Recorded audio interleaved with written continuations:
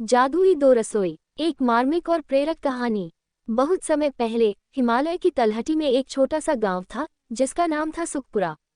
हालांकि नाम सुखपुरा था, लेकिन ये गांव असल में भूख और गरीबी से जूझ रहा था। चारों तरफ बंजर जमीन, सूखे कुएं और खाली बर्तन थे। गांव के बच्चे कंकड़ पत्थर चूसकर सो जाते, बूढ़े लोग भूख से कराहते और माँ ने अपने बच्चों को रोते देखती, लेकिन उनके लिए कुछ कर नहीं पाती। गांव में राजू नाम का एक गरीब युवक अपनी बीमार मां के साथ रहता था। राजू की मां पिछले कई दिनों से बीमार थी। उसने कई दिन से कुछ खाया नहीं था।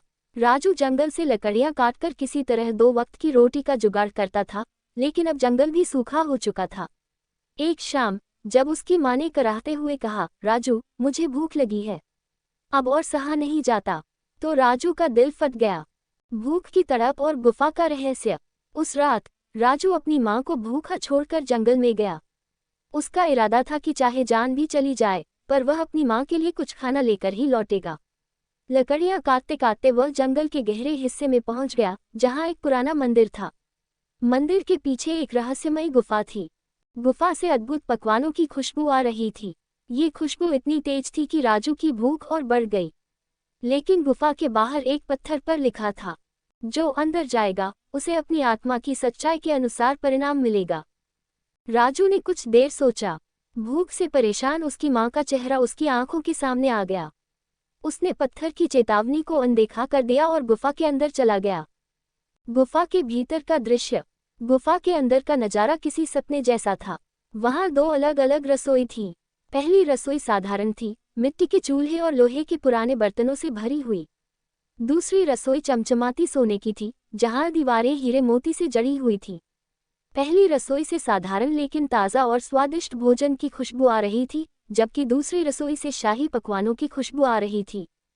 अचानक दोनों रसोई जीवित हो गईं और एक साथ बोल पड़ी, ओ राजू, हम जादुई 2 रसोई हैं। तुम हमारे मालिक बन सकते हो, लेकिन तुम्हें एक को चुनना होगा। पहली रसोई ने कहा, मैं साधारण हूँ, लेकिन मेरा खाना हर किसी का पेट भर सकता है। मैं तुम्हारे गांव के हर भूखे को तृप्त कर सकती हूँ, लेकिन मेरे पास राजा महाराजाओं जैसी शान नहीं है। दूसरी रसोई ने ठहाका लगाते हुए कहा, मैं राजा महाराजाओं की रसोई हूँ। मेरे पास सोने की थाली में परोसे जाने वाले पकवान हैं, लेकिन मैं केवल तुम्हारे लिए हूँ। अगर तुमने दूसरों को खिलाने की कोशिश की तो सब राख बन जाएगा। राजू की दुविधा। राजू दोनों रसोइयों की बातें सुनकर गहरी सोच में पड़ गया। उसकी आंखों के सामने अपने गांव के भूखे बच्चों की तड़प, मां की कराहटें और गांव वालों की खाली थालियां घूमने लगी। उसका दिल दूसरी रसोई की शाही खुशबुओं की तरफ खींच रहा था, लेकिन उसकी आत्मा ने उसे पहली रसोई चुनने के लिए मजबूर किया। राजू ने कहा, मैं पहली रसोई चुनता हूँ। अगर मैं अपनी माँ और गांव वालों को नहीं खिला पाया, तो राजा के पकवान भी मेरे किसी काम के नहीं।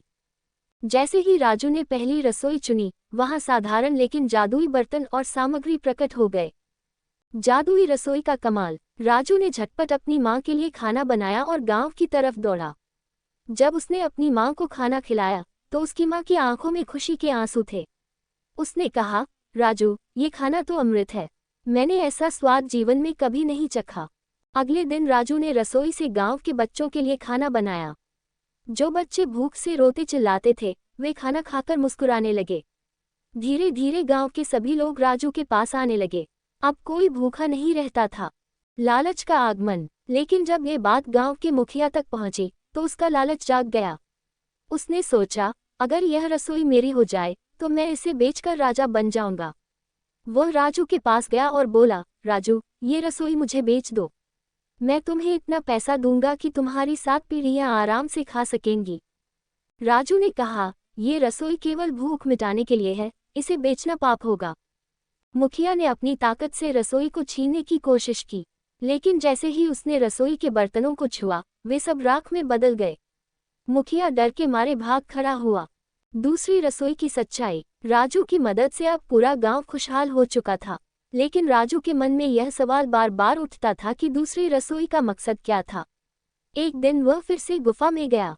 उसने दूसरी रसोई से पूछा, तुम इतनी चमचमाती और भव्य हो, फिर भी तुम्हारा खाना किसी के काम क्यों नहीं आता?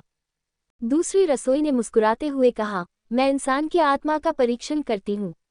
जो मुझे चुनता है, वह केवल अपने लिए सोचता है और दूसरों की भूख को अनदेखा करता है।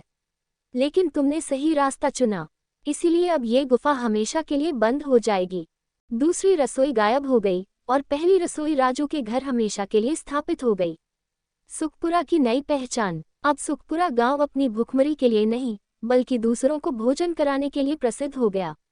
राजू की मेहनत और उसके नेक फैसले ने पूरे गांव की तकदीर बदल दी।